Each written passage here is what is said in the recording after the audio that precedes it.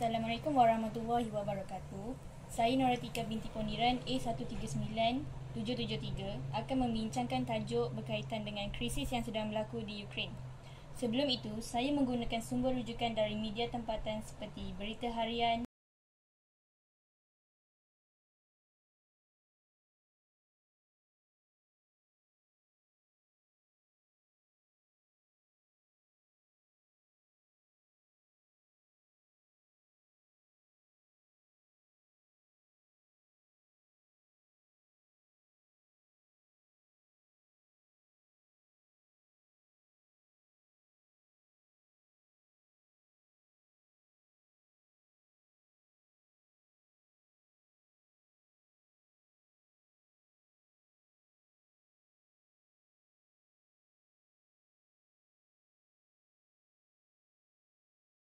jari dan legislatif.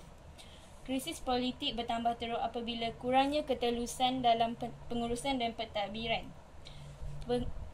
Kemenangan awal oleh Yanukovych yang mana ia seakan memberi kepentingan kepada kepentingan untuk Rusia. Tetapi Yushchenko telah mendakwa bahawa terdapat penipuan dalam kemenangan ini.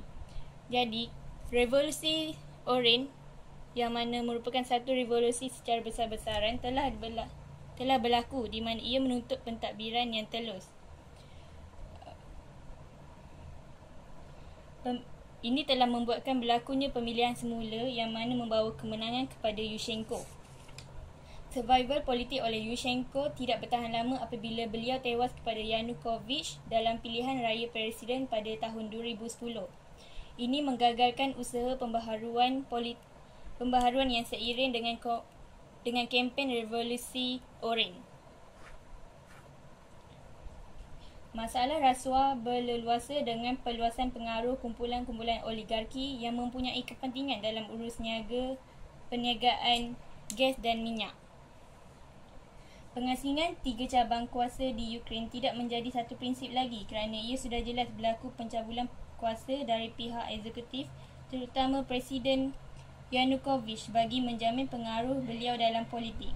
Jadi dapat diringkaskan, krisis dalaman dalam pengurusan pentadbiran sistem politik yang lemah bagi negara Ukraine memberi kesan negatif dalam polisi luar yang melibatkan soal kebergantungan ekonomi.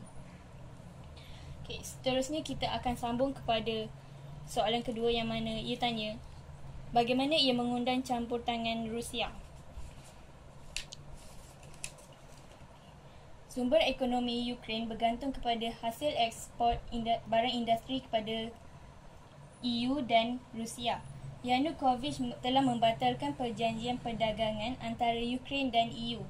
Ini telah membataskan ekspor kepada EU, tapi sebenarnya ia adalah tindakan yang bijak kerana kebanyakan negara EU sekarang sedang bergelut dengan krisis di negara mereka.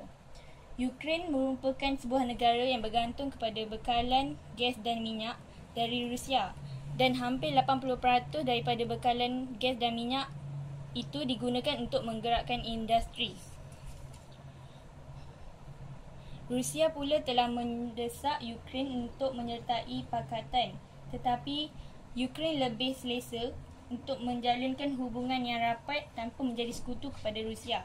Kesan hubungan Ukraine dengan EU telah menjejaskan integrasi ekonomi dan menyukarkan pentadbiran untuk menyelamatkan ekonomi. Tanpa pemantauan daripada EU, rekod hak asasi di Ukraine berada pada tahap yang teruk. Seterusnya, bagi wilayah Crimea ini telah dihadiahkan kepada Ukraine pada tahun 1950-an. Yang mana Ukraine telah bersetuju untuk menjadi sebahagian kesatuan Soviet. Empayar Soviet ini telah ranak pada tahun 1991. Justru Ukraine telah diisytiharkan merdeka. Walaupun merdeka, Ukraine banyak bergantung kepada Rusia dan Rusia masih mengekalkan pangkalan tentera laut yang besar di Crimea. Pada awal tahun 2014, pimpinan pro-Rusia telah bertukar kepada pro-Barat yang mana EU telah mengambil alih pentadbiran di Ukraine. EU risau apabila EU risau apabila Rusia mengambil alih bangunan kerajaan tempatan dan lapangan terbang Crimea kerana ia menyangka Rusia akan menjajah Ukraine semula. Rusia telah mendapat amaran daripada beberapa badan seperti NATO yang mana ia menggesak Rusia untuk menghentikan aktiviti ketenteraan di Ukraine. Rusia juga telah diberi amaran akan hilang kuasa dalam kerusi 8 negara berpengaruh di dunia jika tidak berundur.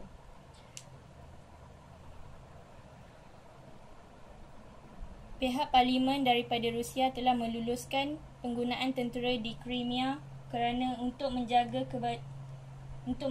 kebajikan dan keselamatan etnik Rusia yang mana 60% di Crimea. Pada awal tahun 2014, Crimea telah merdeka selepas pemimpin di Crimea menyokong pemisahan wilayah itu daripada Ukraine. Referendum telah ditandatangani yang mana menunjukkan kemerdekaan Crimea dengan menggabungkan Crimea dengan Rusia, yang mana Crimea adalah bebas dan tidak menjadi milik Ukraine dan telah menjadi milik Rusia. Okey, seterusnya kita akan lihat kepada soalan yang ketiga, iaitu kesan ekonomi daripada krisis ini. Kesan yang pertama adalah kesan daripada pembatalan perjanjian perdagangan. Pembatalan perjanjian ini telah membuatkan batasan ekspor barangan dari negara Ukraine kepada negara EU. Selain itu, pembatalan perjanjian ini juga telah menjejaskan integrasi eko dan menyukarkan pentadbiran untuk menyelamatkan ekonomi di Ukraine. Selain itu, kesan krisis ini juga telah membuatkan saham dunia jatuh kerana ini terjadi apabila Parlimen Rusia telah meluluskan Presiden Putin untuk hantar tentera ke pangkalan tentera di Crimea. Kesan yang seterusnya adalah pembatalan perjanjian potongan harga gas, yang mana ini adalah kesan akibat daripada penggulingan Yanukovych oleh rakyat. Sekian sahaja daripada saya. Terima kasih.